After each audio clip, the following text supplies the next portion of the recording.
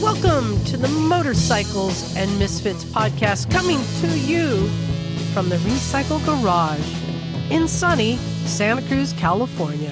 Hey everyone, this is Liza, and you may notice that there's not a lot of noise here in the studio with me because I am alone. That's right, I am out riding in Pakistan, and all the group is off doing their own thing, so I get to pick another one of my favorite episodes, favorite guests, and bring it back and share with you all. Last week we had Debbie Evans, the amazing stunt woman, but there was another Debbie who also made her name on motorcycles. She was actually known as America's Stunt Sweetheart, the Flying Angel, and the female Evel Knievel, none other than Debbie Lawler.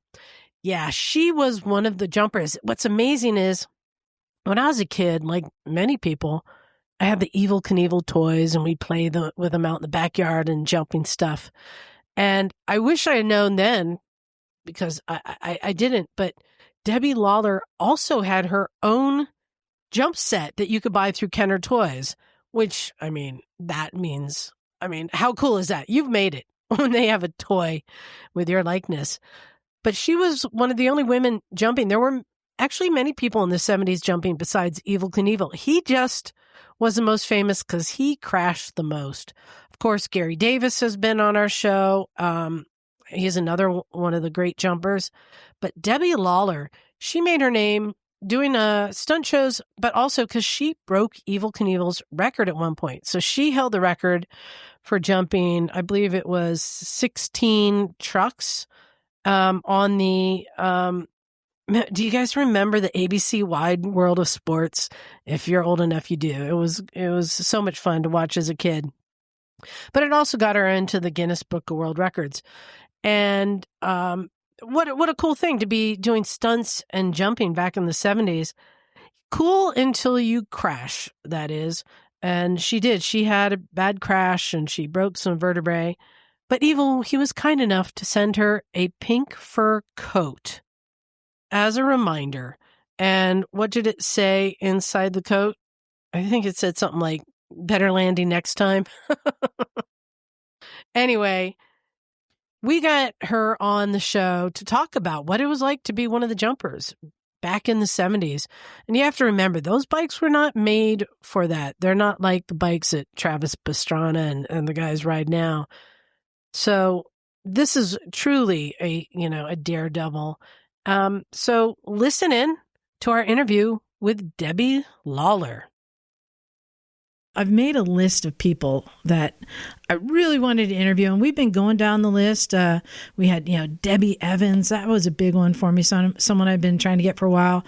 And there's someone else who's been on my list for a while that I finally got through to, and I have her here tonight. So I want to introduce, this is a special one. Let me just say, this is somebody who had a world record, has been on TV. And here's the biggest thing, the coolest thing, because how many people can say they had a toy made in their likeness? Not many. So I want to introduce the great Debbie Lawler. Hi, Debbie. Hi, thank you so much for allowing me to come on and share my story. It's been awesome. I've been thinking about it all week. So I am coming to you from Ripley, West Virginia. Yeah. My husband and I have been traveling around the country in our RV looking for the perfect spot to retire. And we are looking up here to buy a farm. Ooh. It's funny you should say that, Debbie. Because everyone's listening to this, but we can see one another. And I was looking behind you and I thought, she's speaking from inside an RV. And I didn't want to say anything because it's like some people live in their RVs and they're very, very proud of them. And I wouldn't want anyone to think, oh, she's living in an RV. But you're obviously in an RV, but what a great adventure.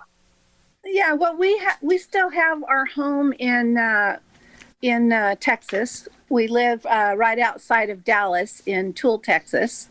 And but we have been looking for the last 2 years, and we have a home in Mexico as well. But as you know, borders are closed. We can't go down there. So, but for the last 2 years, we've been looking all around the country. And, I wanted to find the perfect spot to retire and, just kind of enjoy life. And also, we have been looking for the perfect place to host motorcycle rallies for women. Yeah. Yes. Because it's been on my agenda for many years. And so I think that we found the perfect place. It's actually a little town called Spencer, West Virginia. And it is the most beautiful place I have ever seen in my life. Right now we're in Ripley in our RV because they don't have an RV park. So we're really new to RVing. I mean, we've RV'd every once in a while, but not. We've been now in this RV for 3 weeks and we're ready to kill each other. Well, very close quarters, we're just not used to it. But it's fabulous here. I mean, every day we get up and we look around, it is absolutely exquisite. And we really hope that we can find a farm here and put together what we want to put together a motorcycle rally for women. They have Sturgis, and I would like to start something here. So that's kind of what we've decided to do. That's been on my bucket list for many years. Well, so we're pursuing that. I'm going to have to talk to you later about that because that's something I'm working on as well. Oh, that's awesome. Yeah, we might need to team up on this. Yeah, I would love that. Yeah, I'll talk to you more. I love that that's your goal. But, you said that you are retiring, which means you've been on this earth a few rotations now. I'd like to go way back to the beginning of your motorcycle career, as we call it, because you had what a lot of us wished we had. You had a parent who rode, who not only did they ride, they were a pretty good rider. So how good of a rider was your dad? My dad was really a really fabulous rider. Yeah. I mean, he raced in everything. He raced in the Hare and Hound. He raced in the Baja 1000. And he raced not only motorcycles, but he raced dune buggies. We started out, actually, my father built a go-kart track for us. He had 3 daughters. My brother was not conceived yet, so he had 3 daughters, and he thought that's what he was going to end up with. That's what he had to work with. Yeah, that's what he had to work with. So he just decided, okay, I'm going to make them just tough as a rattlesnake, and they're going to follow my path. So, Debbie, can I jump in here? Because I rolled off the production line in 1962, and that was quite a pivotal year for you, wasn't it? Because while I was basically a newborn, that's the year you got your first motorbike from your dad, wasn't it? I think so. Around that time, yes. And actually, it wasn't my motorcycle. We didn't have a lot of money. We were, I would say, lower middle class, but we had a lot of fun. My father always bought a lot of toys. He was a builder, and he literally would, work in the summertime because we lived up in Oregon. He would work in the summertime. It's too cold to build things in the winter then in Oregon. And then we would, play whenever we wanted to. So he would be working, and then he would take off 2 months, take off 2 months. Right. And we would travel, go down to Mexico, Rocky Point, just all over. And this is in Grants Pass, is it? Yes, Grants Pass, Oregon is where I was born. Yes. Right. And I know that area very, very well. That's right on the Rogue River, isn't it? Beautiful neck of the woods. Absolutely. Just gorgeous. So we moved to Medford, Oregon when I was in the 6th grade.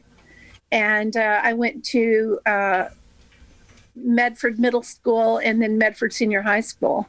And we moved in my junior year to Arizona. But all that time, we were riding motorcycles, doing hill climb.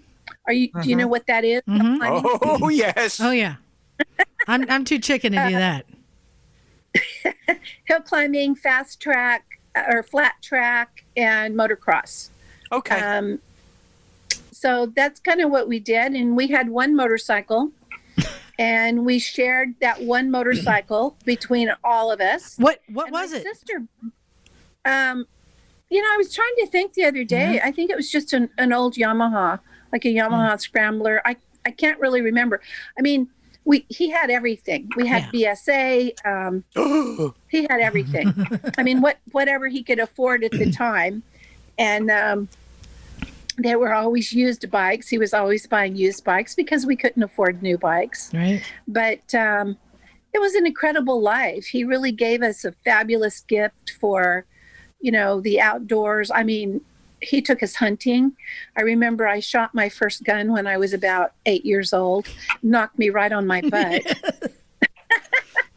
But we really had a lot of fun. So I really thank him. And of course, he was always pushing us. And he was always pushing for the tracks that we were riding at to allow us to race against the men. Right on. Of course, they weren't going to do that because back then it was totally powder puff and men, women and men. You didn't ride together. You definitely did not compete against each other. And my father was always fighting them for that, I can't remember the year. I believe it was 1969, but I'm not sure. My sister Barbara, her name's Barbara Warren now, but my sister Barbara was, I think she was 16 or 17 years old. And she had been racing in the men's division, and she won open expert division. Against men, which was really incredible. And I was always kind of in the background. My dad would always, when my sister would finish, she had so many trophies, by the way, that it lined a whole room all the way around on top. My father built this little ledge all the way around the room, and there were trophies for everything. Go-karts, motorcycles, you name it, they were on that ledge. And I was kind of just in the background because I was 2 years younger than she was. But I loved to ride. And at the end of the day, Dad would always say, after my sister was finished racing, he would say, here, take the bike. You can go do whatever.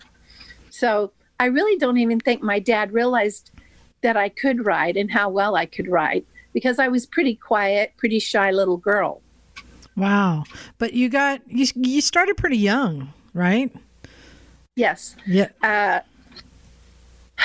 I can't really remember. We've been trying to do that because, we're working on my life story, my book, nice. and my movie too, by the way. Mm-hmm.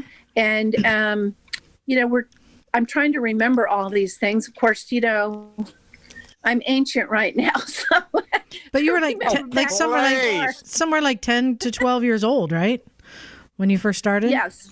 Right. Yeah, 10 or 12 when I first started with motorcycles. And then you started racing just a couple years after that, right? Yes. So you were in there early. I was in there early, and I really didn't race like my sister did, because again, all the attention, was on my sister, and rightfully, she was an amazing rider. Really amazing. And I really looked up to her and just really thought she was the greatest thing since sliced bread. She just was fabulous. And, I guess when I started jumping motorcycles and had the opportunity when that came forward, I was so stunned that it was me, not her. I guess that's what I could say. So, Debbie, you said there were 3 sisters, so we talked a little about you, we've talked a little about Barbara. What about the third sister? Did she race motorcycles too, or was she content to sit on the sidelines? She is 6 years older than I am, and she was and still is just a phenomenal artist. My mother was a professional artist, and so Okay. she knew how to ride, and she did ride, but she had other interests, and both of parents were really wonderful in allowing us to follow our dream. And so she at a very young age started doing different types of art, oil painting, watercolor, and she is really incredible. Actually, both of my sisters now they're both artists. My sister Barbara, that was the racer, she's a medalist, and she works in metal, and her sculptures are just over the top beautiful. Yeah. So I'm the only one that didn't have all the all the little gifts. So you don't have the talent that your sisters have, so you just had to set a world record. Yeah, but you got the toy. Yeah. They're making a movie of your life. Take that, Barbara. But so you went from being like this, as you said, being raised to be tougher than a rattlesnake, yet you also found your way into becoming a model. So you weren't all spit and dirt, were you? You probably cleaned up pretty good. When I moved to Arizona, of course, when I would go home after riding and clean up, soak in my tub and daydream, which I love to do, I would daydream about being a model. But, the reality is 5'2", I'm not 5'10", I'll never be a model. Mm-hmm. And so I thought, if I can't be a runway model, then maybe I can do some other type of modeling. And I had very pretty hands, and I always thought, well, I could maybe be a, hand model for commercials or things like that. And so lo and behold, I was working in, and I was trying to think of the name of it the other day, the store, I think it was called Woolworths. And I was working in the carpet department. And I was 17 years old. And this gentleman came in and I was helping him. And he asked me, have you ever done any, photographic modeling? I said, no, not really. And what he did was, and his name was Kenneth Connors, and he owned a company, Kenneth Connors Graphics too. And what he did was he worked for different magazines like Where Magazine, those different magazines, small little magazines, newspaper. And so he said, would you like to do some modeling, kind of like a commercial, but, for newspapers. And I really wasn't sure what that was. I'd never been exposed to anything like that.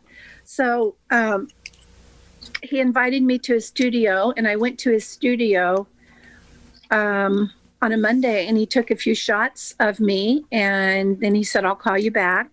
And he called me back a week later, and he said, I've got a job for you. And I went in, and it was, I can't remember, it was just in a small little magazine that I think was going to hotels. I can't remember now. And I was just holding this pamphlet up. That was it. And that was my first claim to fame. And then, but it paid the bills, and I really enjoyed it. And I also did some hand modeling, which I always thought that would be cool. So I had the opportunity to do that. I really enjoyed it. But on the flip side of that, I was still riding my motorcycle. Yeah. And so it was really, one day I came in and I had been out riding in the desert and had a good spill. And, I was skinned up.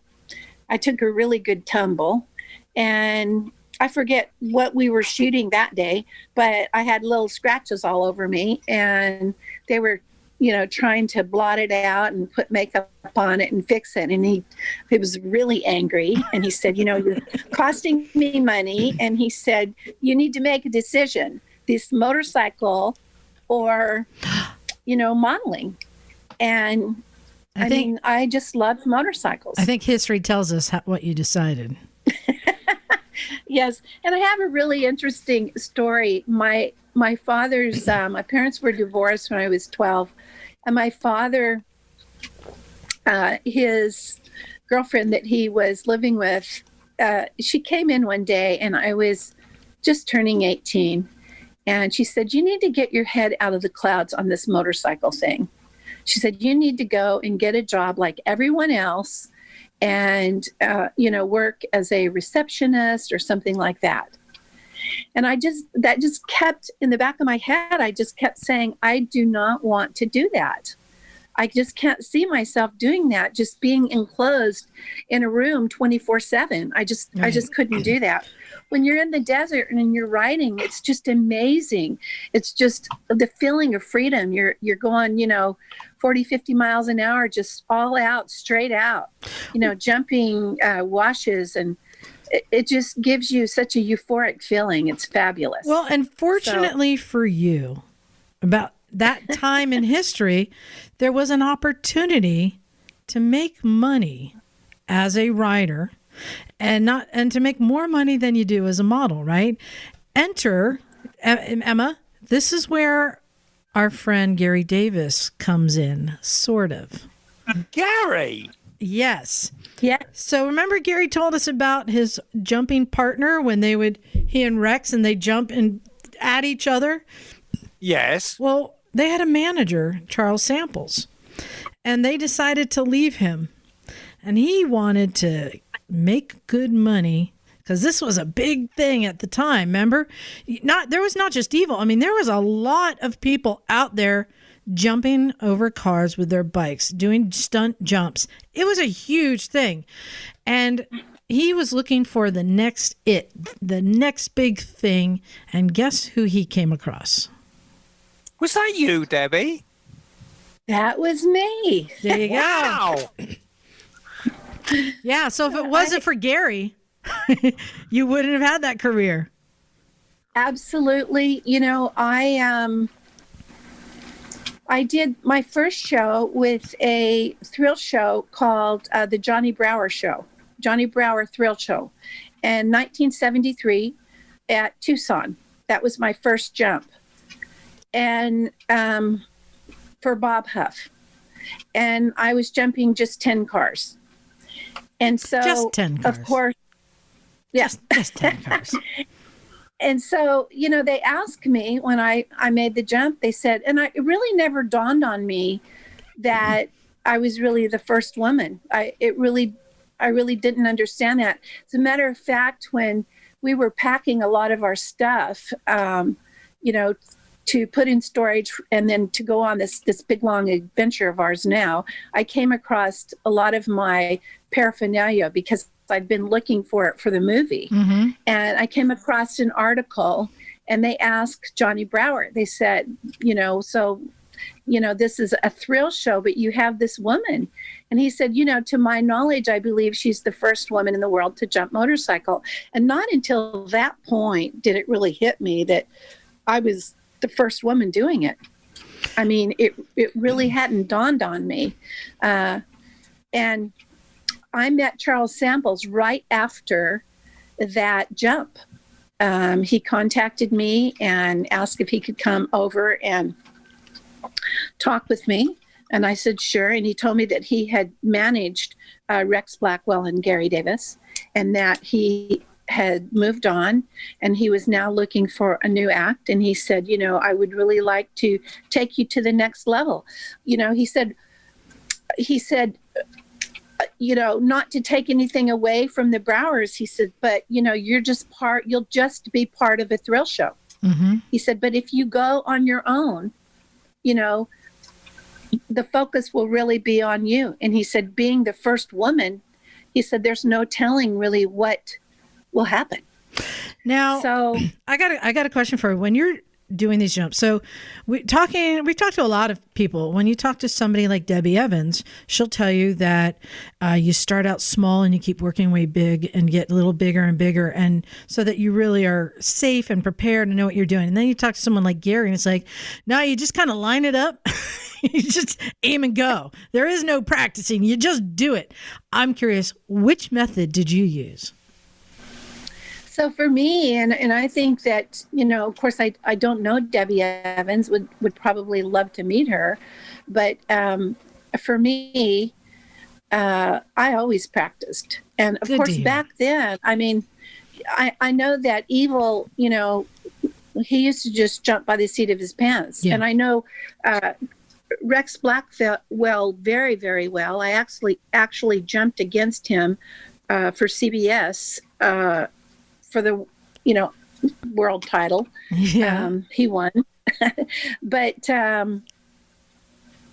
for me, I wanted to make it look perfect. Yeah. So I practiced all the time.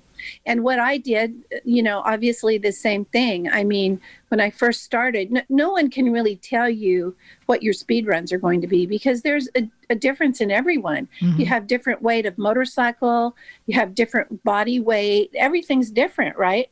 So no one can really tell you how far, if you're going 60 miles an hour, how far that's going to propel you. And also, all of our ramps were always different.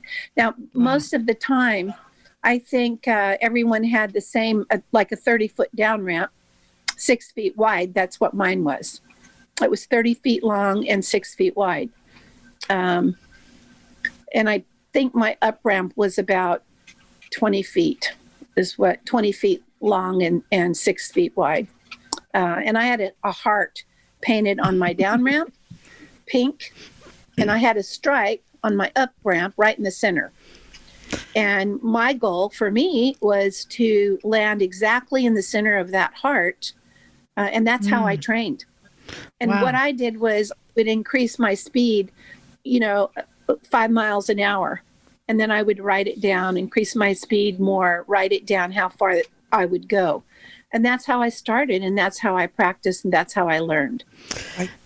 Can I talk a little bit about your bike, Debbie? Yes. Because I think your bike of choice to do the jumps was a Suzuki TM250, which is a great bike. I mean, it's got plenty of power for the time.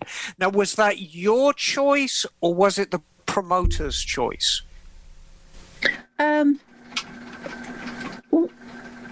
Well, I had a Yamaha, and that's really what I was jumping with was a Yamaha.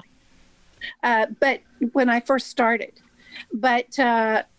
Suzuki picked us up quickly. Oh, okay. And, Suzuki picked us up quickly, and they asked me if I would ride, just stock. And I said, sure. I didn't really need anything else. I didn't need to tweak it in any way. So it was just a 250 Suzuki stock TM.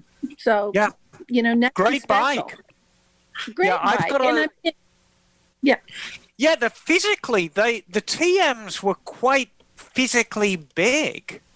And, of course, compared with the modern stuff now, it's a dinosaur and pretty heavy. But at the time, this was a high power bike. It had a lot of torque. Yeah. Yeah. Good machine. Okie dokie. So you had a nickname that was given to you. I want to know the story behind how you got the name the Flying Angel.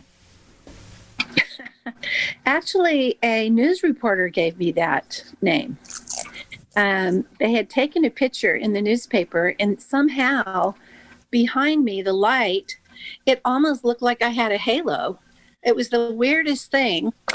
And so the newspaper reporter said, you're in this sport, in an all-male sport. And he said, you're so tiny, 5'2", 102 pounds. I mean, he said, you're just tiny. And he said, you don't look like a motorcycle rider at all. He said, you really look just like an angel. You look like a hand model. Yeah. You look just like an angel. And he said, that's what you need to be called, the Flying Angel. And It stuck. And that was very early on in my career. And so it stuck, and that's what they called me, was the Flying Angel. So I have to think, though, what an ego bruiser you were back then to be, outperforming many men on your bike and to have, to be as pretty as you were then. How were you treated by men in the Liza, industry? she still is. Yes. Thank you. Let's see those hands. Oh, she still got it. So, yeah, how were you treated? How were you accepted into the motorcycle culture then? It was very rough. Mm-hmm. I remember when Mr. Samples tried to contact AAC Agagenian, and because I wanted to jump at the tracks at the places Evel, I had a course in my brain, and because of course Evel, he was being interviewed by Howard Cosell, and they asked him. He said, what do you think, Evel? This young girl, this young 19-year-old girl is jumping motorcycles, and Evel said, oh, she needs to go back and play with her dolls. And he said, I can spit farther than she can jump. And, he said, she needs to leave this up to the professionals. Well, in my mind, I felt I was a professional. I would get up in the morning, and my morning started at 5 o'clock. And because I had to be physically fit and I was so small, right? I would get up in the morning. I ran 2 to 3 miles a day. Back then they really didn't have gyms for women. I went to Gold's Gym for a while, and then John Cole's system, and worked out to strengthen my upper body for long jumps. And I really wasn't accepted by everyone. The news media loved me because I was doing something, that no other woman had done in an all-male sport. Right. But that didn't mean that I was getting or garnishing the respect from men, because it wasn't happening, especially the promoters. And Evel had everything kind of tied up. And I really think that he felt in the beginning that I would just be a flash in the pan, 1 jump, 2 jump, and that was it. I don't really think that he realized it would catch on so quickly. Which it did. But in the beginning, we had a hard time. I mean, we were not accepted in all tracks. And then when I would fly in to meet, the owners of the tracks, I remember one time, I think I was flying into Detroit, and the owner of the track had sent someone out to meet me, and they were picking me up from the airport, and he had a sign up and it said Debbie Lawler. And this guy was pretty big. He was like 6'2", and he was looking all over. And I just saw the sign, coming off the plane. And so, and of course, at the time, I would fly. I would wear blue jeans, a little T-shirt, my hair in pigtails, tennis shoes. I mean, I was really never a fancy person. Mm-hmm. And so there I was. I looked like I was probably 12. And he was looking all over, and I came up and I tapped him and I said, excuse me, are you looking for Debbie Lawler? And he said, oh, yes, I am looking for her. And he looks back, he's kind of looking, and I said, well, that's me. And he was so shocked. He was really shocked. And he was looking at me and he goes, well, I just expected someone different. And I said, were you looking for tattoos, or were you looking for a woman that was much larger? And he goes, well, actually, yes. Yes, Mike. Yep.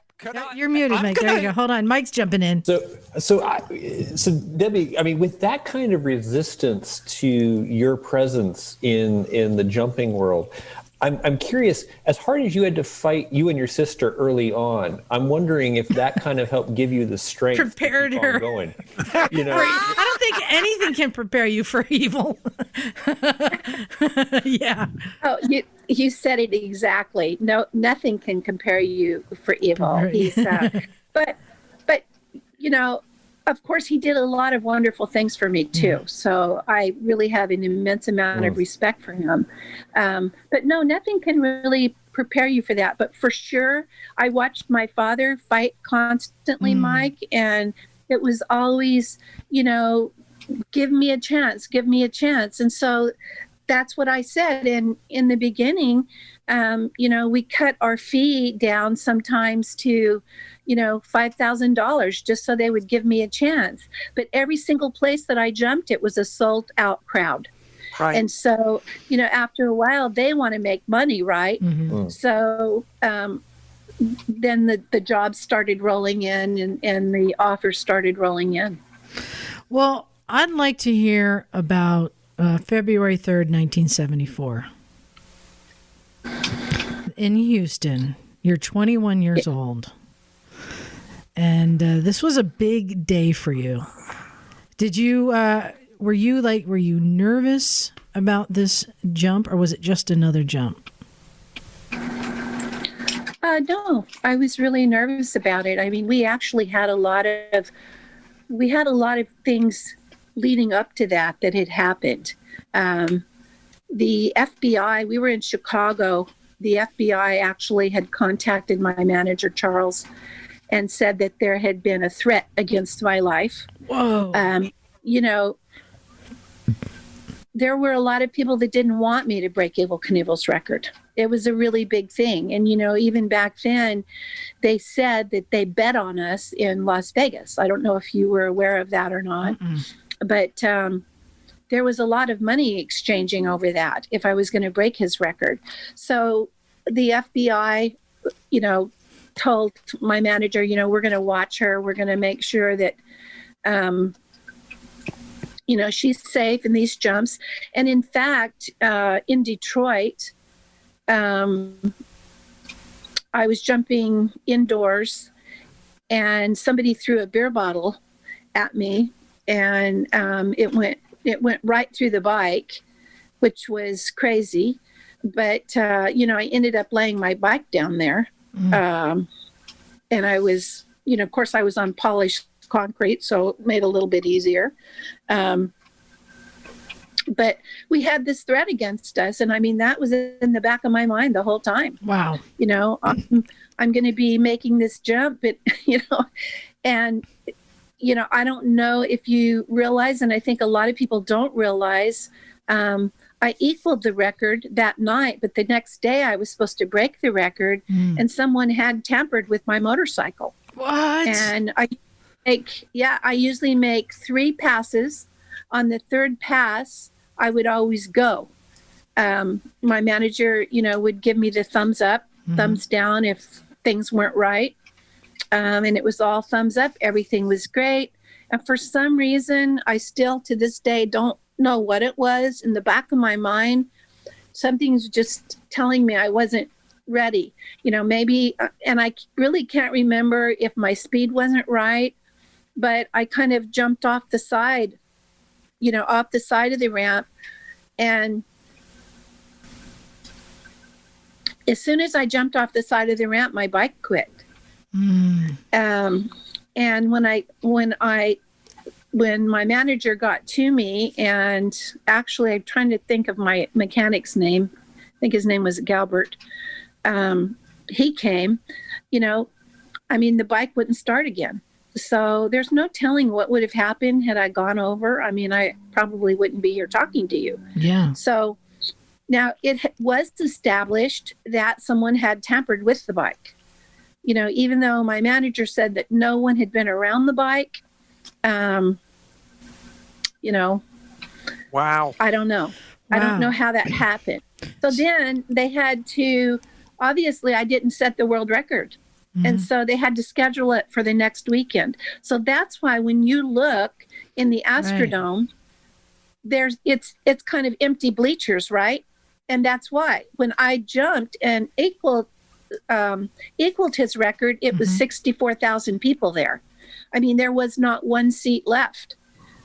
But then the following weekend, because people flew in from all over to see it. Right. It wasn't just local Houston people. They came from all over.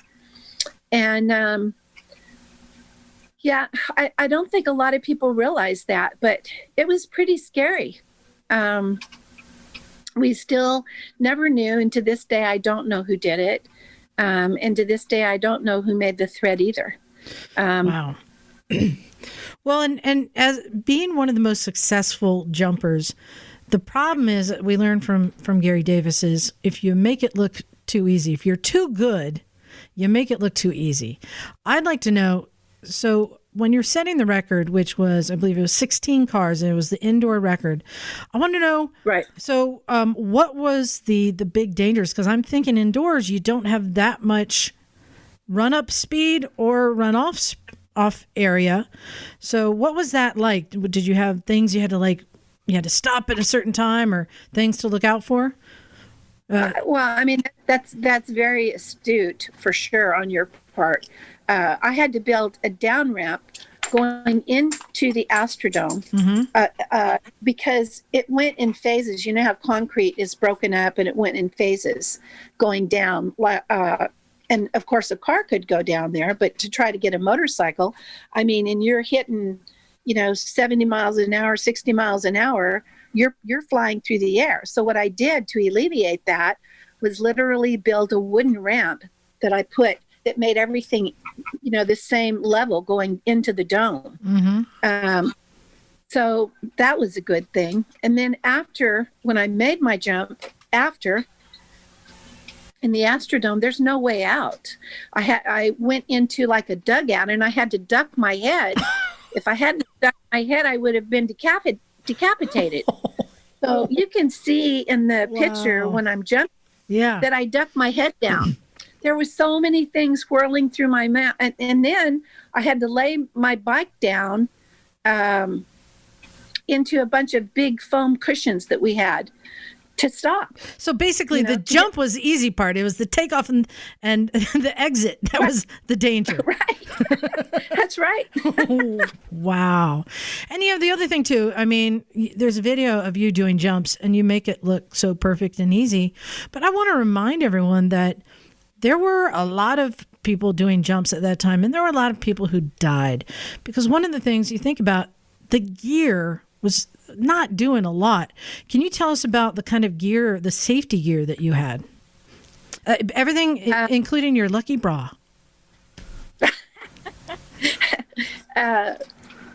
Bates leathers. Of course, back then everybody was using Bates leathers, and to this day too. I mean, I think that they made and still do make one of the finest sets of leathers that I've ever seen. And for me, I didn't want a two-piece zip off. I just wanted a one piece. And, I wanted to be able to move around in it. And I told him when I went in, I said, I want it to be exactly, so it feels like my skin. Of course, you can't really do that with those, heavy leathers, but they did a great job. And I asked them to put extra padding in my knees, in my elbows, the places that were important for me. If I were to go down, I wanted those places, have a little bit of extra padding. And so in my leathers, and I also have it on the hips, I had a little extra padding put in. But I had that. I wore a kidney belt underneath. So I had a kidney belt on. I usually had a pair of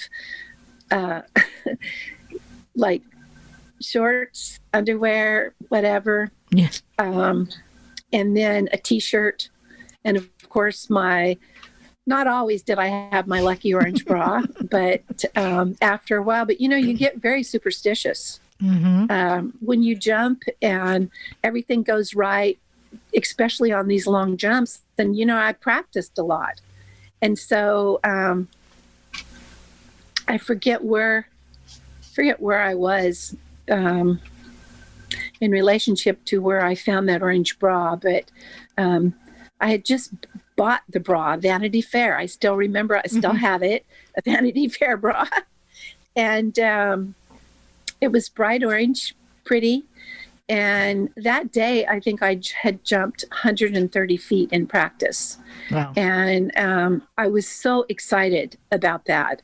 And I said, okay, I'm going to keep everything the same, because if I keep everything the same, then all these other jumps will go smooth. And I said, it just must be this bra. And I was joking about it. And I can't remember if I told Spanky Spangler. Spanky and I were great buds from the time we were 19. Well, I was 19. I met him when I was 19. And of course, he was, with Rex Blackwell also for many, many years.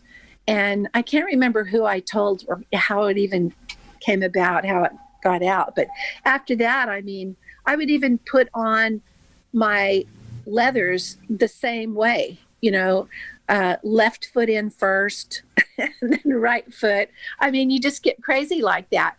But it was interesting. I was talking to AJ Foyt, the race car driver, and I don't even know how that came up, but we started talking about that. And see, he doesn't want anyone to wear green around him the day of the race. So a lot of race car drivers, my friend Mark Donahue as well, very superstitious. Of course, he, passed away, but so I guess it rubbed off. I don't know, but that's how that orange bra came about. But yeah, the gear, I mean, it's basically for abrasion. There's nothing that's going to help you with impact. And there were a lot of people who died. Just the helmets really didn't do a lot back then either. It was a dangerous sport to be in. But on that day, you did finally break Evel Knievel's record. How did that feel? Incredible. It was the most incredible feeling. And one of my favorite photographs is when I'm coming out of that tunnel. And I pulled my bike back up. I laid it down into the mattresses, and I,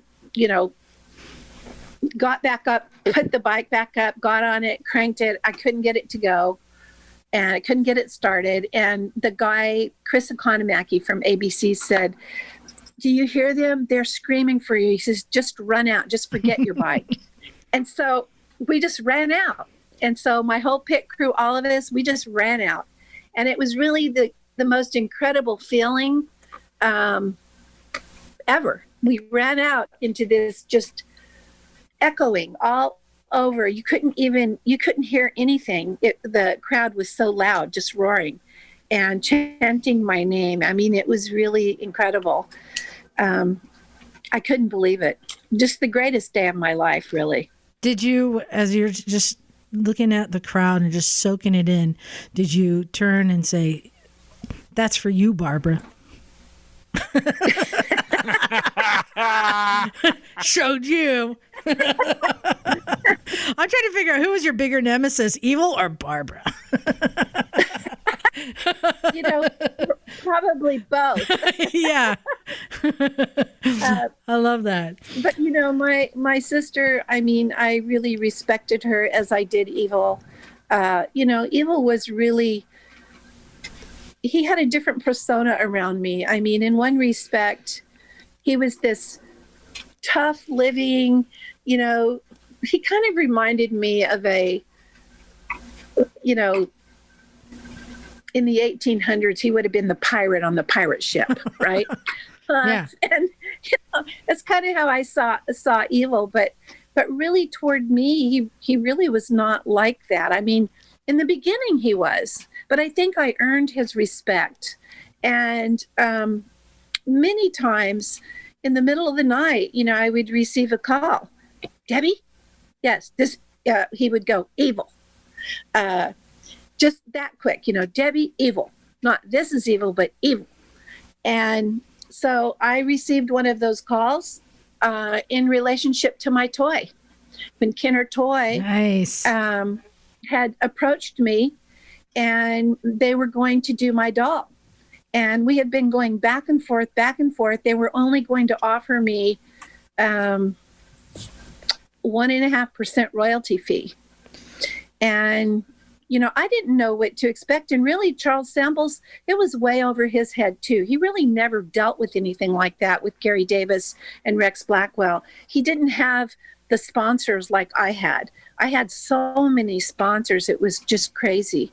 And And so he really didn't know, how can you prepare yourself for that? There wasn't an internet that you could jump on there and say, what is an average thing for a doll for a royalty fee? It was nothing like that. So I get this phone call in the middle of the night, and he said, I understand Kenner Toys is giving you a hard time. Now, how does he know that? To this day, I don't know. He knew so much about me, that I never figured out how he knew. But I said, well, yes, we are. And he goes, well, don't worry about that. I'll handle that. Well, the next thing I know, I get a phone call from Corky Steiner, the owner of Kenner Toys. And he said, we're going to change your contract, and we're offering you, I think it was 3.5% of royalty fee, which was crazy. And I said, wow, thank you. So I knew that Evel had put, had make that, he made that happen. Oh, that's pretty cool. Well, and it was very cool. I'm glad we got onto the subject of the toy, because I wanted to talk to you about it.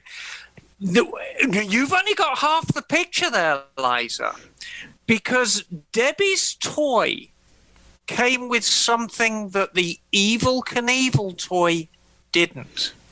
The tape measure? Exactly. Yeah, exactly. You could measure that jump. So, I mean, did you ever get any feedback about who was buying the toys, Debbie? Was it primarily bought by girls? Oh, hold on. Boys? I think I can answer that question. And I have the answer here for those who are, listen, you can't see what I'm holding up. What I'm holding up is an advertisement, as I'm going to say, from a catalog that is in the girls' toy section, because it is doll houses, it is an iron board for little girls, and it is the Debbie Lawler action figure and motorcycle. I absolutely love that this was in the girls' toy section with these other toys. That is so cool. Well, I want to tell you something that you probably haven't heard before. Actually, when they designed that toy, what I asked for was a doll, like a Barbie doll, that had clothes that you could interchange. Yeah. I wanted girls to have a real doll that you could change the clothes on. And the doll that they sent me when I flew up with my attorney, Mr. Coffey, it was a doll on a motorcycle that you could take the helmet off and the clothes off. And then the next thing I knew, when they were launching the doll, they sent me the ticket, and I went up to launch it. O.J. Simpson was there. He launched his toy as well at the same time. And it was a doll, all plastic, all one piece. So they switched it around, which I really wish they would have done the other doll. So, and to this day, well, I have been talking with Jay Horowitz, who owns the Ideal Toy Company, and he owns a lot of different toy companies. And we are actually talking about that, reissuing my toy, but in the way I wanted it to be, where you could change the clothes and everything and have it in everything Debbie doll, because I did so many different things in my life. We might know a guy who'd be interested in that, mightn't we, Liza? We might know somebody, yes. Again, this is yet another thing I can talk to you about after this. Yeah. We might. But I'm kind of guessing the tape measure tells the story. Because if you think about it, let's suggest for a moment, right now, amongst the five of us, there's 3 girls, 2 boys. Mm-hmm. So let's suggest that Mike and Chris bought the Evel Knievel toy, and then they'd make the jump and go, that was awesome. I know where you're going, because we all know boys are terrible at measuring, because they all think this is 6 inches. Right. Yes.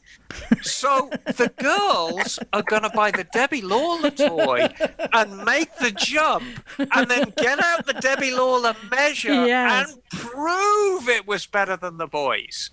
So I think it's just wonderful. Okay, so I have to tell you, I was doing the Margaret Truman Cup show. She had an Evel Knievel doll, and we had my doll. And we had them on the floor, and we pumped them up. It was in New York. It was the morning show. And guess whose motorcycle went farther? Mine. Of course. Yeah. Oh, Nice. I loved it. She loved it. She absolutely loved it. Well, so you had that world record. You beat Evel Knievel, but not for very long.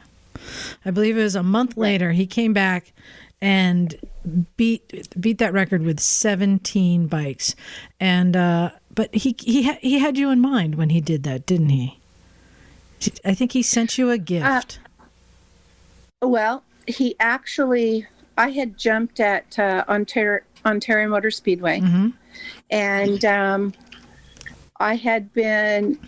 was supposed to go on the Johnny Carson show the next night, and then I had booked also the Mike Douglas show a week later, and of course we all know I crashed at Ontario Motor Speedway, and well, I really didn't crash. I made the jump, but my handlebars, which a lot of people don't know, I mean, you can see it in the photo, broke on the right-hand side. You can kind of see it because you can see me almost tucking and rolling, trying to get away from my bike. Because I realized when the handlebars were broken, that I had to get away from the bike. And so that's what made that accident so horrific, was because I made the jump, landed the bike, but then had no control over the bike. And so, of course, I tucked and rolled because everything was happening so fast off the wrong side of the bike and hit that cement retainer wall. Yeah, and there's video of this you can see on YouTube. Right. And yeah, you can see you did make the landing, 146 feet. You made the landing, but then you bailed off to the side. And unfortunately, as you were bailing, that also caused the bike to turn right. And there was a wall along there. Like, was this a drag strip, I think? Was it something like it? It looked like the kind of wall you see at a drag strip. It was at the California 500. Yeah. Yeah, it looks like a low concrete wall, and you and the bike were heading towards it, and you had to try and bail, but you still hit it, and you sustained some injuries there. Yeah, I broke my back in 3 different places and had a lot of internal injuries. I mean, I was out of it for like 3 days, totally unconscious. When I woke up, I had tubes running out of me everywhere, had a lot of internal bleeding, and they weren't sure if I would ever walk again because my spinal cord had been injured, compressed, whatever. And so they weren't really sure how extent of injuries I really had. And so anyway, it was just kind of a guessing game. But I decided to do the talk show with Mike Douglas. And so I couldn't take a normal flight because I was in a wheelchair. And I couldn't set up. I had a brace on from my neck all the way down to my pelvis. And so Mario Andretti was kind enough to fly me over there to Las Vegas to do the Mike Douglas show. And guess who showed up? Evel Knievel. Wow. He came walking out on stage.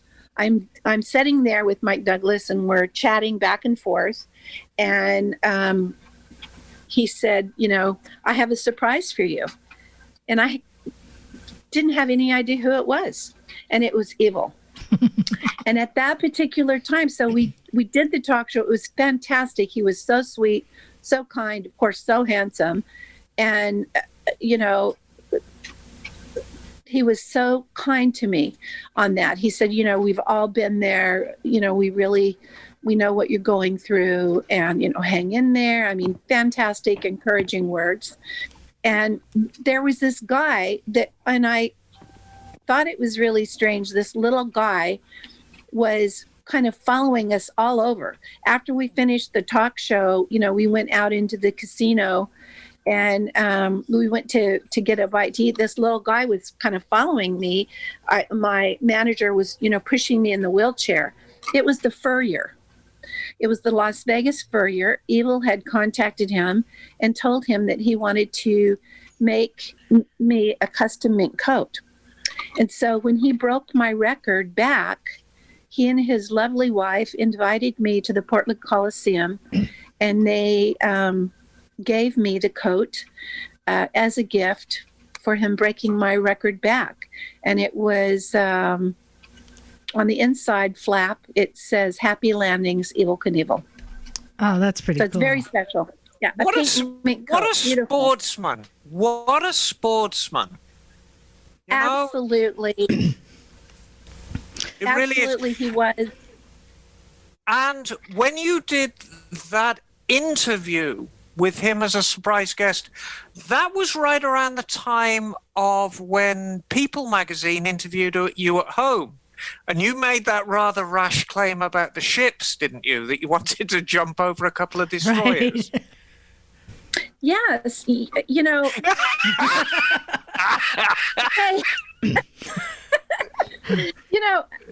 At first they told me, I think they really considered it at first, and I thought it was going to be, I actually thought it wouldn't be that difficult. If they're tied up, right? Yeah. Right. I thought, what could go wrong? I could do that, I mean, but of course the military said, we're not doing that. Yeah. Oh, Wow. that's interesting that you dug that up. Oh, we know all about you, Miss Lawler. We know all about you. But I mean, that was pretty much the end of your jumping career, wasn't it? Was that the end of your time on motorbikes or just in jumping? No, I actually jumped 3 more times. Oh, really? Because okay. Yeah. Number one, I really wanted to do it to get back on so I wouldn't be afraid. That was really important to me. But we had a 6-month period that passed between that because I wasn't able to walk. And right. When I went back to Arizona, I hired a private nurse and a occupational therapy team, and basically they would come in and all the equipment in my apartment that you saw in the spread in People magazine. Mm-hmm. We had the whole living room set up in there, and they would come and they would help me, and I would every day get a little bit stronger and a little bit better because I really didn't know. And to be quite honest, I was frightened. I was frightened that, my fate was going to be like that of other motorcycle jumpers. Was I going to be paralyzed forever? And for me, I wasn't going to take that. I just said, no, I'm going to walk and I'm going to do it. But it took me a little bit longer than what I, had anticipated. But so after that, I jumped at Tempe Stadium, and I jumped in New York. And I was trying to think the other day, I jumped a real small venue with my attorney, Don Harris, because about that time, after my motorcycle accident, I had problems with Charles Samples, actually. Some things were said that he said. And then when I went to, pay my bills, my hospital bills, which were crazy, and going into my bank account and everything, I realized that I didn't have the money that I thought was in there. And so my fiance at the time, his name was Frank Hughes, he was a professional hockey player. His attorney, Don Harris, in Phoenix, Arizona, said, let me look into this. And so he summoned all the books and everything. And of course, Charlie wasn't going to turn those over. And he got a court order, turned them over, and realized that he had been embezzling. Oh. And it was a sad thing. And, I had the opportunity So I met with my attorney and the IRS. They were there, and some other people were there. And I mean, I really had the opportunity. I could have, put them behind bars or whatever. But there's two sides to every story. And for me, it was never about the money. I never jumped because of the money. I was jumping because I was doing something I really, truly loved, and a sport that I really, truly loved my whole life. And I was hurt that, I was already giving him 50% of everything I made, which was unheard of back then. Wow. Most managers really only got 20%. And we already know you were making less than your male counterparts doing the same stuff. Yeah. Absolutely. Yeah. Evel was making, my Astrodome jump, I made $50,000 for that jump. But I made a lot more than the other men. Yeah. A lot more. From what I understand, I never knew what they were making until many years later. But, I was making really good money, but not in comparison to what Evel was making. He'd make, $500,000 for a jump, and I was lucky to get 50,000. And I was doing the same distances. So indoors, not outdoors. So yeah, Mike, you got a question. So, Debbie, you talked a little bit about indoors. I'm curious because your Houston jump was indoors in the Astrodome, and then your Ontario jump was outside. And one of the things I read about as I was looking at this was you had a tailwind in that jump, and that actually kind of messed up your... And so I was wondering if you could talk a little bit about the differences between jumping indoors and outdoors.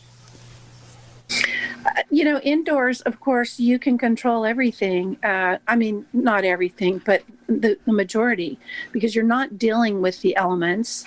You're not dealing with things like that. When you're outdoors, there's so many different things to deal with.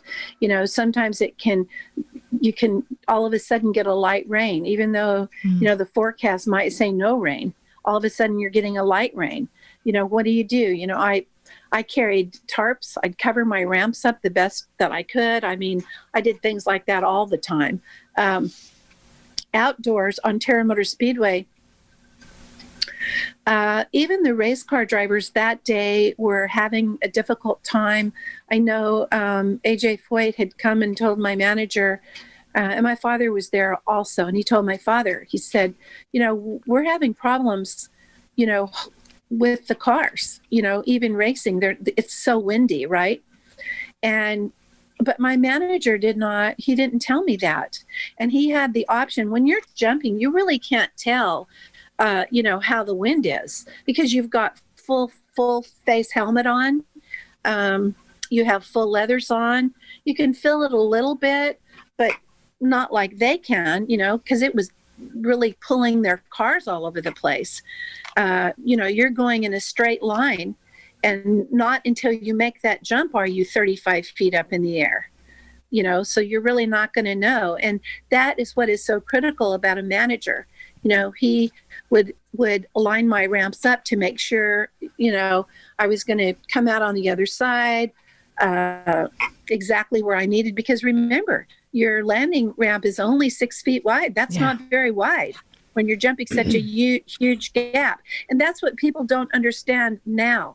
They see all these young jumpers and they're jumping 300 feet, but they're jumping ramp to ground. Yeah. And they've got a 200-foot span. It's different jumping, 150 feet like Gary Davis and Rex Blackwell, who they were just crazy, incredible jumpers. I can relate. At the age of 12, I attempted a ramp-to-ramp jump on my Schwinn, which was quite unsuccessful and probably one of the worst injuries that occurred as a kid. So I know ramp-to-ramps, that is tough, man. That is something I think every kid learned that lesson at some point in their life. Ramp-to-ramp jumps. Uh-oh. I think I was only jumping 3 feet. It still scarred me for life. But did you get that wonderful euphoric feeling? That's the important thing. No, because I came up short. My rear wheel caught and threw me over the handlebars. And yeah, it was bad. And it was the day before family vacation. So my parents were pissed. I remember I come into the house and my mom's like, "Get out of here. You're bleeding all over the carpet." You know? Yeah. Ramp to ramp jump. Everyone has to learn that lesson. So your career lasted a few years, but then you decided to get out of the business, as we say.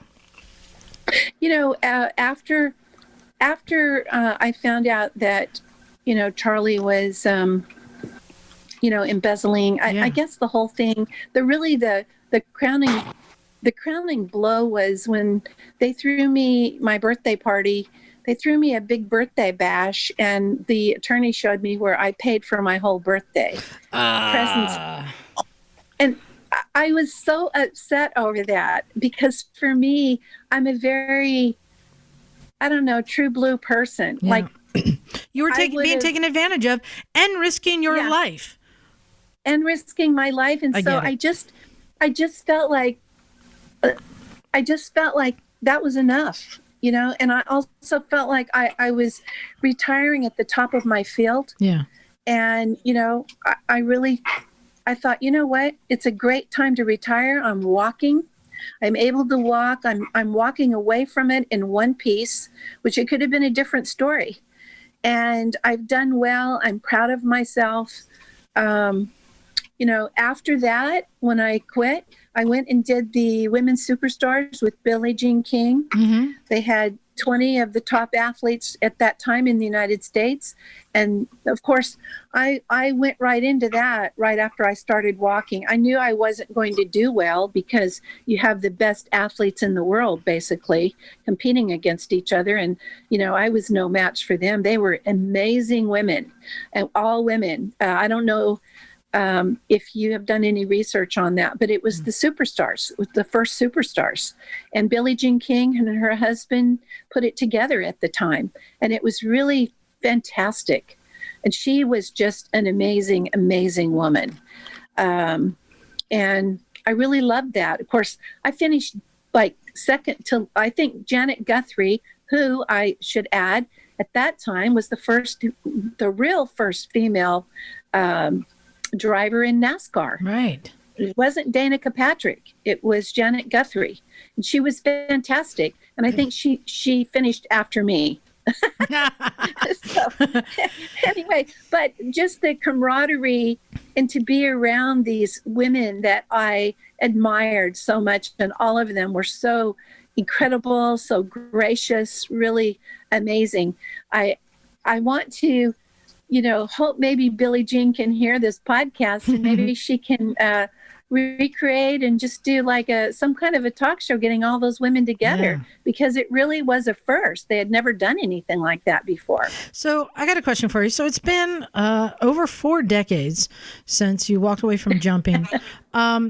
How often do people want to bring it up and talk to you about it?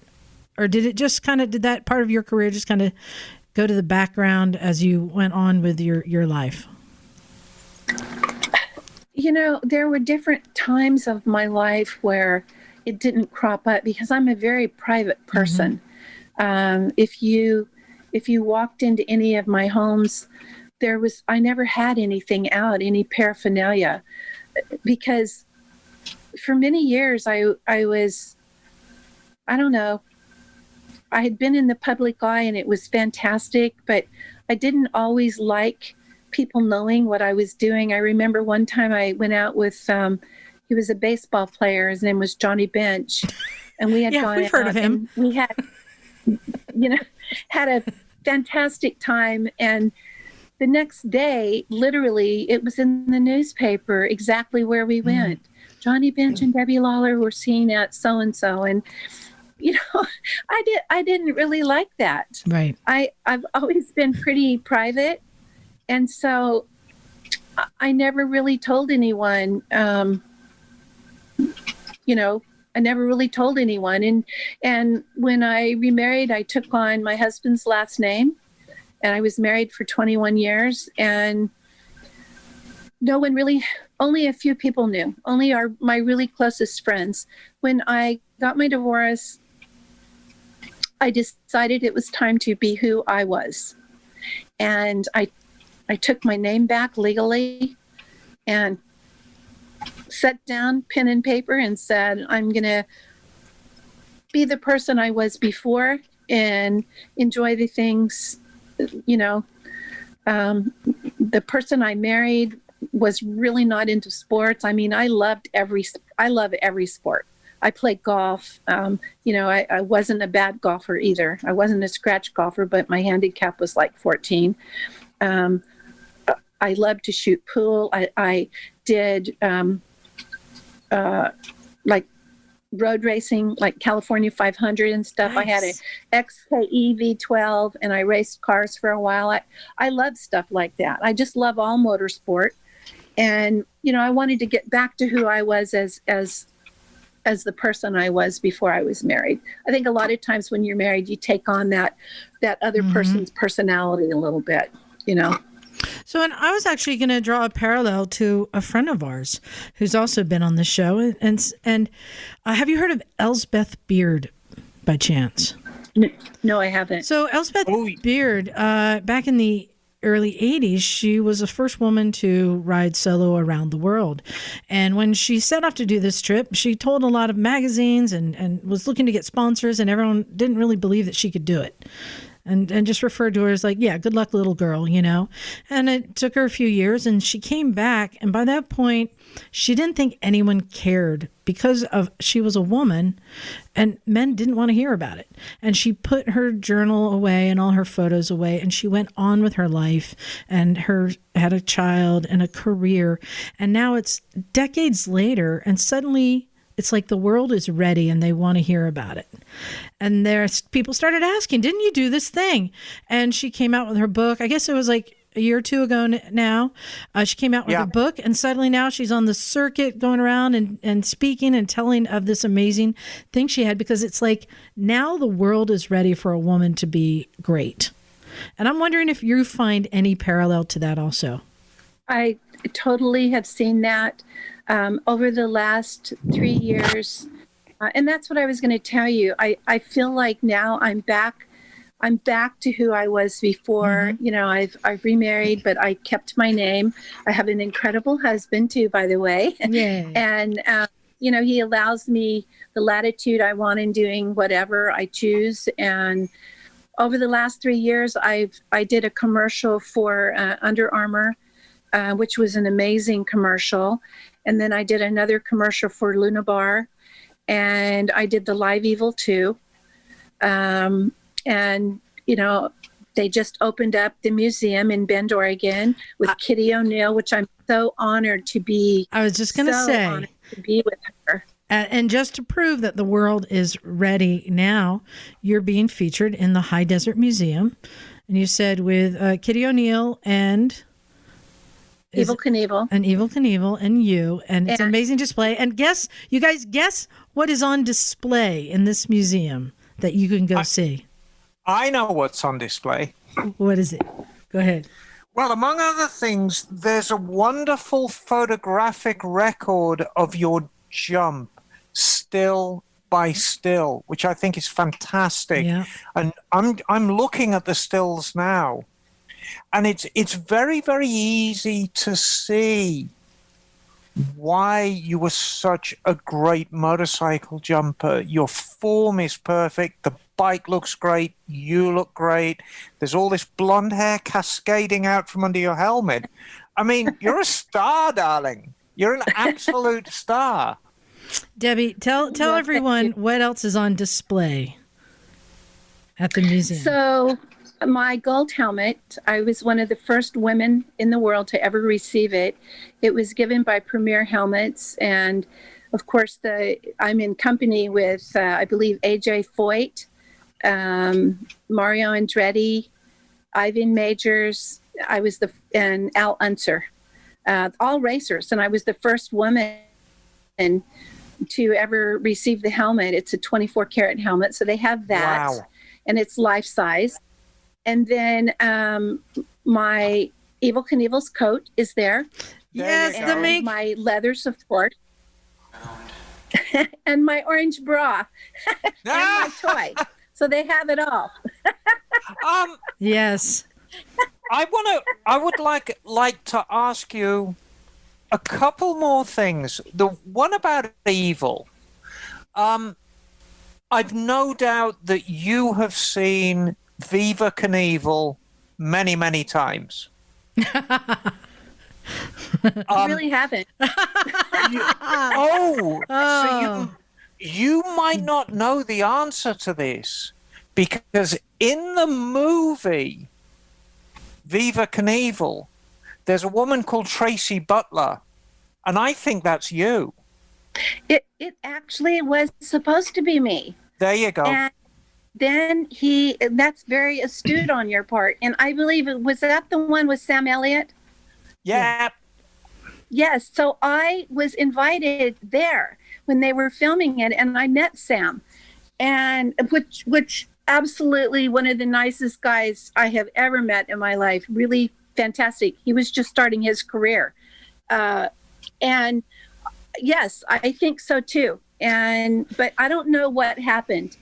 Well, hey. I don't know what happened through all that. And just kind of bring it in a big circle. Do you know who did the jumps in the movie? Because Evel was not able to do his own jumps. I didn't. I don't know. Do you know? I Is do. it Gary Davis? It's our friend Yeah. Gary Davis. Exactly. Yeah. Yeah. Bringing it back around. Exactly. But I'm gonna, whenever we do this, I always like to quote what your peers have to say about you.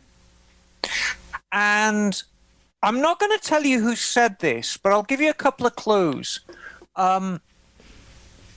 This quote is from about 10 years ago. And I'm paraphrasing it a bit. I'm shortening it a bit. But it was right after the memorial for Evel Knievel. So you know about the time. And I want you to see if you can guess who this is. It's a friend of yours. So here we go. First, let me say she is a beautiful lady with so much class. It's easy to see why she was such a big star and why everyone speaks so highly of her. I'm very lucky to be able to call her my friend. I'll just tell you, if Debbie Lawler is involved, it will be first class. Do you know who said that about you? Oh, it could be so many people. And I paraphrased it. I shortened it. So either Spanky Spangler or Doug Danger. Neither. Oh, was it Rex? Was it Really? Rex? It was Lou Rocket. Oh, Lou. It was Lou. And there's a beautiful picture of you and Lou is wearing his evil leathers, and you're in a mink. I don't know whether it's the mink. It was snowing up there. It is. It looks damn cold. It was cold. But we interviewed. We've interviewed various people over the years, and I always like to try and include a quote from one of your peers, just to show you how highly regarded you are within the industry. And it's obvious from looking at this. Well, as you should. I mean, you're an absolute groundbreaker. I mean, as far as I'm concerned, any woman who is involved in motorcycle jumping or motorcycle sport really owes you a huge debt of gratitude. Well, thank you so much. I mean, I really appreciate that. Like I said, I've always been pretty humble, and I just felt in my life that I was very lucky to be in the situation at the right place at the right time. That's really how I feel. I really thank God every day that I had the life that I had, because it was incredible. Do you want to ask something, Liz? Or I do. Why your hands up? That is why my hands up. Okay. I do. Hey. I know we've had you on for a long time, and you're on the East Coast. I appreciate you staying up late for us. So I want to wrap this up, but I want to know, and this is I'm hoping I know the answer, but let's hope. Are you still riding today? Right now, I don't have a motorcycle. Okay. But I am, so right now, today, no, but I still ride. Yes. Yes. I just don't Yes. have the motorcycle that I want right now. What- So yes, of course I still and ride. so- I ride, Any opportunity? What is your next bike going to be? That's what I want to know. I really don't know. I mean, I don't know. I want to put together, like I said, I want to try to do some type of a big rally for women. Yeah. And I don't know. Dirt bike. I had a friend when I was up in Canada. He had a Valkyrie. Oh, And Valkyrie's a good bike. Yeah, and I got on it, and I realized it was too big for me. It was too heavy for me. Yeah. They're very heavy bikes, but it was such a beautiful bike. So I've kind of X'd that one off. I think now the older I get, I need to be a little bit safer. So I don't know. I really don't know. I love Hondas. I've always been a big Honda person. Yamaha. I don't know. Emma says cool. Ooh, can I make a suggestion? What do you guys think about Yes. an NC 700 for her? No. What do you mean no? No, she needs something far more exciting than an NC 700. I'm sorry. Okay. I mean, Liza, she was a damn daredevil. I know. Now, come on now. Okay. I got another one. I think Emma might What? agree with me. How about a Triumph Bonneville? Actually, a Bonneville would be a good choice for you. I actually used to ride a Bonneville many years ago. I loved them. Yeah. Well, listen, Good choice. they've gotten better, Debbie. They don't leak oil all over your garage floor anymore. Well, I always used to say that was the BSA. I had a BSA 650, and that thing leaked oil all the time. Yes. So, oh, goodness. Debbie, so you mentioned you have you're working on a book. Do you have any idea when that will be coming out? I don't. I mean, last year, the people that actually did my commercial, the name of their company is Where Buffalo Roam. I hope they're listening to this. They are the most incredible people. They came to the Live Evil 2 jump. I had already done the commercial with them. And over the years, I had been asked by several different people, at least 4 different people, to do my life story. And I never really wanted to put it out there. I just didn't feel like it was the time to do it. Right. But I met them, and I don't know if you have ever met someone and then just automatically clicked with them, and you just felt like they were kindred spirits. That's how I felt with these 2 people. I just fell in love with both of them and thought they were so amazing. And, I was talking with them, and I said, over the years, I've had a lot of people approach me. I said, but I would really like for you guys, to do my movie. And they had never done a movie. They're huge in the commercial industry. And they said, yeah, they would like to do it. And I was so fortunate because they're 2 of the most creative people I believe I've ever met in my life. PJ and Megan are their names, and they are doing the movie. And last year, we spent the whole year, about 8 months, just scripting it on Zoom. Nice. Well, what perfect timing, because they're coming out with the miniseries about Evel Knievel. I did not know that. Yes, they were scheduled to film right before COVID, so everything got delayed. But Milo Ventimiglia is playing Evel Knievel, young Evel Knievel. Wow. So Wow. that's supposed to be happening this year. So it's perfect timing. Yeah, that's awesome. Yeah. So they're going to do it. So we finally got it script. They are writing the treatment. They just sent me a sizzler reel, which was amazing, so amazing. And they're getting ready to write the script, and hopefully, it will be out in a couple years. That is so awesome. Yeah. I want to try to release everything together. The book and the movie. I have one more question for you. Yes. When the book and movie come out, will you come back on our show?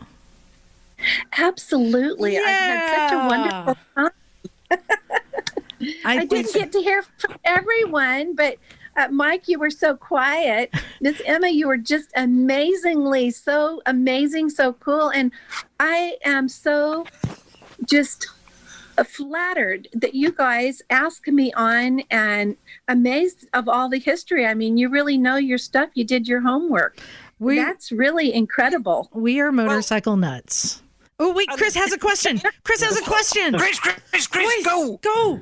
So Debbie, I've just been in awe listening to your story, and it's fantastic. What I didn't hear, and I'm just curious, what possessed you when you decided, like, hey, I want to jump something with my motorcycle? What possessed you to think that was a good idea and keep going?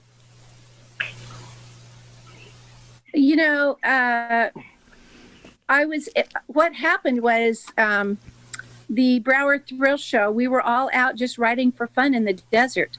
And there was an accident, and, growing up with motorcycles, I mean, they knew my first name in the ER. Truthfully, they did. And they were so amazed that I was so cool, calm, and collected. And also, when the brother, Billy Brower, was going back to get the truck because this girl needed to go to the hospital like ASAP, and I said, I'll come with you and help you, load the bikes. And he said, well, you won't be able to keep up. I was right on his fin, as my dad used to say, scuba diving. And he couldn't believe it. And so, I guess they saw something in me and thought I could do it and gave me the opportunity. And I just loved it. I mean, from the very first time I jumped, I can't tell you, Chris, what a euphoric feeling it is when you're jumping motorcycles. It's just fabulous, really fabulous. Wow. Well, cool. I think it's so awesome that you're ready to tell your story and the world is ready to listen. And this is the perfect time. I'm so glad that you're here to share it. And what you did was crazy, but it was also, you're another one of the women who were forging the path to where people like myself didn't think anything of it when I was out riding my motorcycle, because there were people like you who already were breaking that barrier to where not only was acceptable, again, I didn't know I wasn't supposed to ride bikes. I didn't know. I'm gonna quantify it more than that. Yeah. Is both myself and Liza really are very accepted in the motorcycle world. And in 2020, we can move pretty freely within motorcycle culture, thanks to you. Yeah. There's a link. There's a living link, Debbie, between you and where we are right now. And the time is absolutely right to tell your story, because the largest growing demographic in motorcycling right now is women over 50. Wow. And you know what? We're giving you a lot of credit. And you know what? I want to make sure your dad gets a lot of that credit, because he gets Cool Biker Dad Award. I love hearing the story of your dad not only supporting you and getting you into it, but then fighting the system to let you in. So kudos to your dad. I want to make sure he gets acknowledged as well. Thank you so much. My father passed away this past June. Oh, I'm sorry. And it was we were really blessed. We took care of him. He lived with us in our home for the last 5 years of his life. And every day we lived on the lake, and every day he looked at it. Every day he was just happy to be alive. I mean, happy to have experienced all the stuff that he experienced in his life. And for me, I hope someday when I get really old and it's my time, I can feel the same way. But thank you guys so much. I really appreciate it, and had just such a great time. Awesome. Great time talking to all of you. We'll let everyone know when the book and movie are coming out. But if you are anywhere near Bend, Oregon, go ahead and find your way over to the High Desert Museum. Check out this display. Get a view of the famous mink coat and your outfit and all this cool stuff. And and make sure you also think of Debbie's dad when you're there. So, Debbie, thank you very much for coming on. I so appreciate the opportunity to share your story. Thank you so much. Thank all of you. It was really my pleasure. And I know this goes out to all of my female motorcycle riders. Thank you guys so much over the years, the support and the love and the fan mail that I've received. It's just been amazing and crazy. Thank you so much. No problem. MSS cool. All right. Well, thank you, Debbie. We will let you go, and we're going to keep on chatting about other motorcycle stuff. But thank you for staying up late. I really appreciate it. Thank you so much. Have a great evening. Okay. All right. Ciao, Debbie. Take Ciao, care. darling. What a great interview. I mean, come on. How cool is that? I have no words, but just another one of my favorite episodes. So glad to share it with you guys. We're going to be back soon, but hope in the meantime that you're enjoying my favorite episodes. You can also, in the meantime, go to motorcyclesandmisfits.com. Find the links to our store. The new shirts are in. You can see our pictures. You want to send us an email? Send it on over to motorcyclesandmisfits@gmail.com. We want to hear from you. We want to hear what guests you think we should get, or maybe you think you are guest worthy. Tell us what you've done. We want to hear it. So send us your emails, and big thanks to our Patreon supporters. Could not do it without you. Hope you're enjoying all the shirts that I sent out. Looking forward to being back in the studio soon, and we'll see you then. Thanks, everyone. Time to get out of here. This is Liza. Cool.